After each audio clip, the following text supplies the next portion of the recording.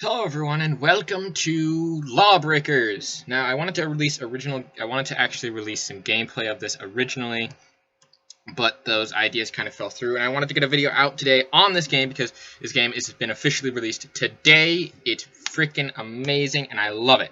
Now, let's get into how this game is actually pretty good. Now, for me personally, this game I can see is not for everyone. It's definitely has its niche department, but I am certainly one who really enjoys this kinds of games. This one seems to be okay. So let's get into how this game actually works. It's similar in a lot of respects to some of the other hero shooters on the market concurrently, but this does not mean that it does it. This does not mean that it's a blatant copy of anything else. It's similar but also different at the same time, if that makes any sense whatsoever. Now, to be honest, the whole kind of process of this being is that each individual hero has different control schemes, and the basic setup is this. But the basic setup is this. Each character has a bunch of different abilities and stuff like that, similar to how other hero shooters work. But there seems to be a template across all of them. Now, I haven't played with all of them. There is one new character that I have no idea about because I have not played it, but I have seen a bit of the tutorial, and it seems to be sort of a laser kind of person. While I can see that this is working, the entire whole laser thing, to me, at this point, I don't really understand it because I haven't played it as much. But as for the rest of the characters, it seems to me that there is a set way that each of these things work. There's a set, control scheme, and there's a set amount of abilities per one. The abilities are different, but there's a set per character, if that makes any sense. The set per character is basically a movement ability as well as an offensive ability, and then there's also their ultimate or equalizer, as they call it in the actual game. If you watch any of the tutorials, you'll see that there's alpha, beta. There's sometimes alpha, there's beta, there's movement, and then there's defensive, offensive, and equalizer, and whatever. I've kind of forgotten what the specific names of them are, but that seems to be the general setup for each of them. There's a movement ability as per most of them, and there's also a special ability as per, and there's also an offensive ability that's usually a bit more offensive than defensive per se, and then the ultimates are different between them as well. Some of them heal, some of them don't heal, but there seems to be a good roundabout way of how each of them work. Some of my personal favorites include the gunslinger, the combat medic, and the assassin. The gunslinger for, well, his awesome dual wielding of guns and his blink ability, which is pretty good. And again, he relies mostly on your accuracy. And just to as a note to understand this, he has an alpha and a beta, which means that when you left click on, he shoots one gun, but when you right click, he shoots another gun, and each of them function differently. You can figure it out along the way as well. The assassin, mainly for the awesomeness that is her grappling hook. Seriously, she is one of the most mobile characters in the game. Now, I'm not sure if there's any gameplay that's currently being played in this one, but there was definitely gameplay when I was initially playing where I was the assassin. I'll probably edit that in as well. The assassin's definitely one of my favorite classes, and it's one of the main reasons why I bought this game. And the combat medic, because I really like medics in games, and this one seems to be very interesting because he has two drones, and the drones can heal two enemies at the same time. But the drones can also heal yourself as well, which makes it rather interesting. Above them, you can see how much the health they have, and if it's in the yellow or in the red. Normally, you can be able to get in there and get your drone out on them. Again, and each of them control very differently and have very different kinds of guns. And again, some of them have primary guns, and then you can switch to a secondary guns, but some of them just have primary guns. More often than not, you can get a feel for them just by watching the tutorials and doing those kinds of things. So, how does this compare to other games on the market? Well, for one, it's roughly $30. It's pretty much $30 at launch, and it's a brand new game, meaning that a lot of people are going to try to be getting a handle on it, which is best to get it now. So, yeah, before the price goes down. Again, $30 might seem like a lot, but $30 might seem like a lot, but compared to an actual official release of a game that seems this polished at launch seems to be $60, i.e. Overwatch, which I did buy again at release because, again, the beta works. And this is a good opportunity to talk about the beta and the changes that seem to have been made as per a lot of them. The changes from the beta to the full release of the game seems to be that I'm a bit better at the game than I originally would have thought. Now, this is just from my personal experience because I played both the beta as well as the full release of the game, as per a lot of the things. But there seems to be a lot more players now, and I think that it's definitely due to the fact that the beta was free and that there was a lot of these big things, and a lot of people pre-ordered the game. I freaking loved the fact that there was a free beta. A lot of companies should definitely take note that if you release a free beta, you are going to have a lot of really good guys. You're going to have a lot of people that are going to be buying your game, because then once they get a hand on the free version, then they can decide whether it's worth the money or not. And this is definitely worth the $30, at least in my eyes.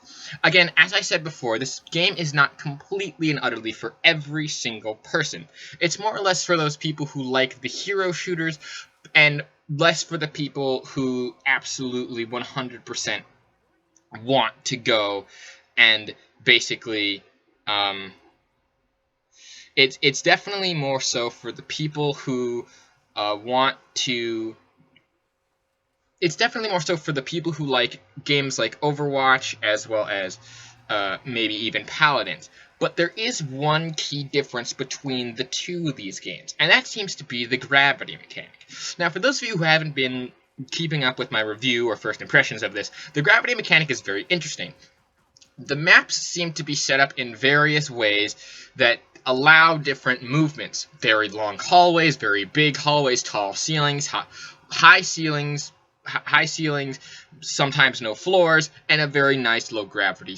And the very nice low gravity kind of towards the center of the map, where a lot of the cool little zero gravity epicness actually happens.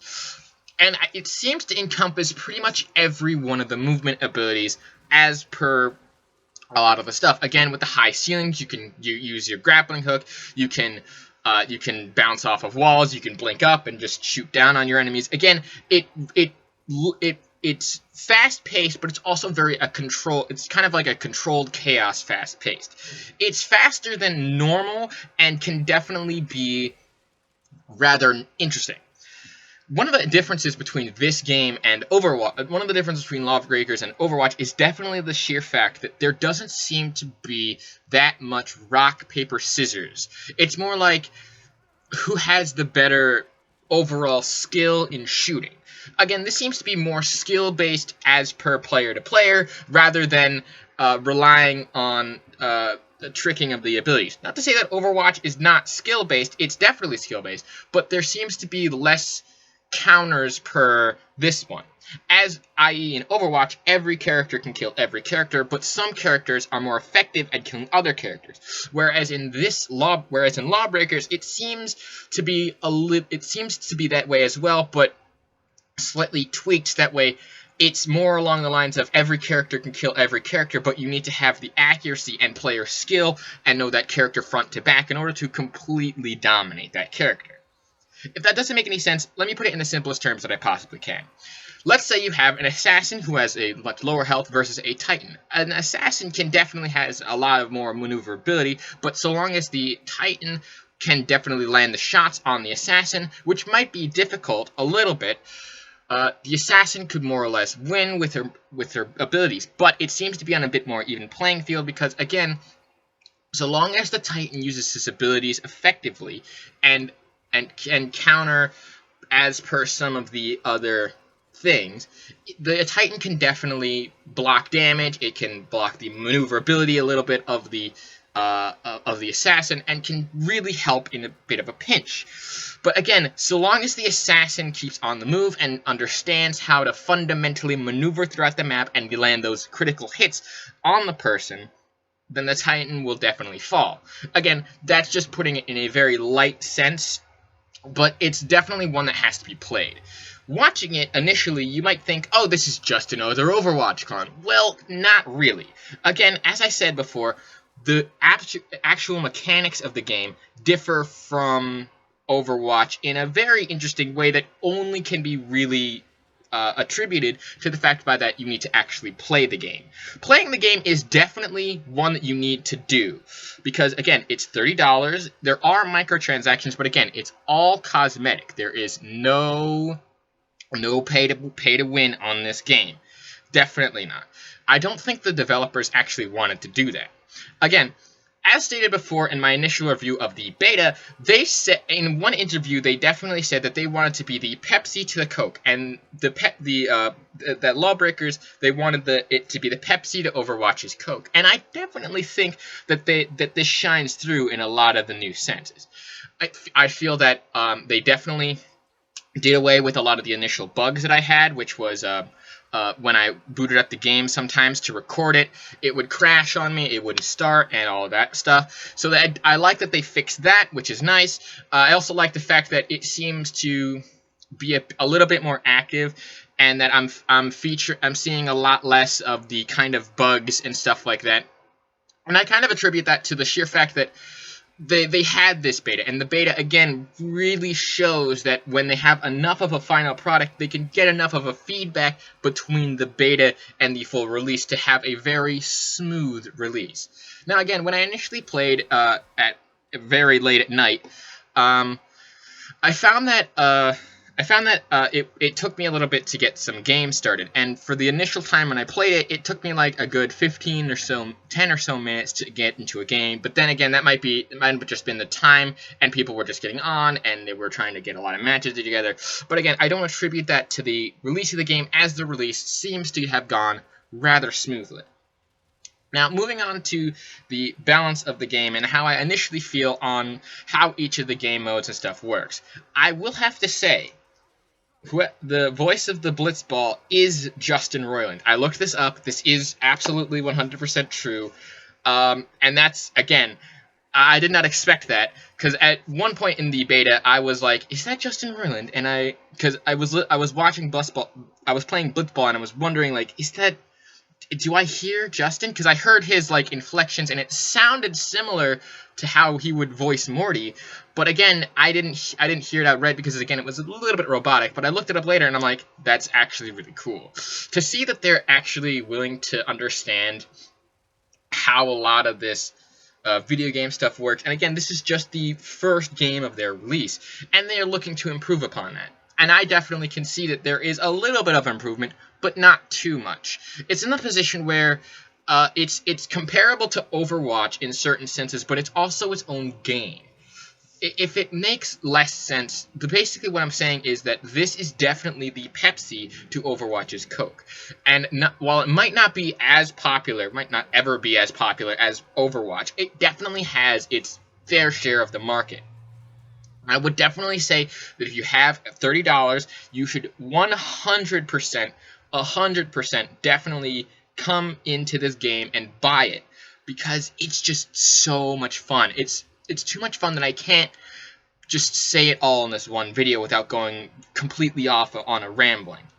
But yeah, it's definitely one of those games where it's an easy to learn, again, hard to master kind of thing, as most of the games in this category would be attributed to. But this game seems to be more focused towards those guys who like the accuracy and do all sorts of stuff. At this point, it's definitely worth the $30, but there are a couple cons that you need to think about before you again buy this. Number one, there's only a quick match mode. There is no ranked mode as of yet, as of the recording of this video, which is fine. Again, the game is fun on its own. It's definitely not a big con, but if you're looking for a more ranked thing, I would either wait to hear about a ranked mode or buy it now, so this way you could practice for later. It's not a deal breaker in any sense, as the game itself is extremely fun. Seriously. But I would definitely have to say that that's a little bit of a drawback. Similar to how Overwatch had only quick matches and stuff like that. It was a little bit of a drawback, but again, that was only at its release, and it's become better overall. Final thoughts? It's a good game. $30, 100% you should try and see if you could get it, or at least investigate if you want to get it. But overall, in my opinion, this is definitely a game that is worth looking at. Anyway, guys, thank you so much for watching, and a peace off.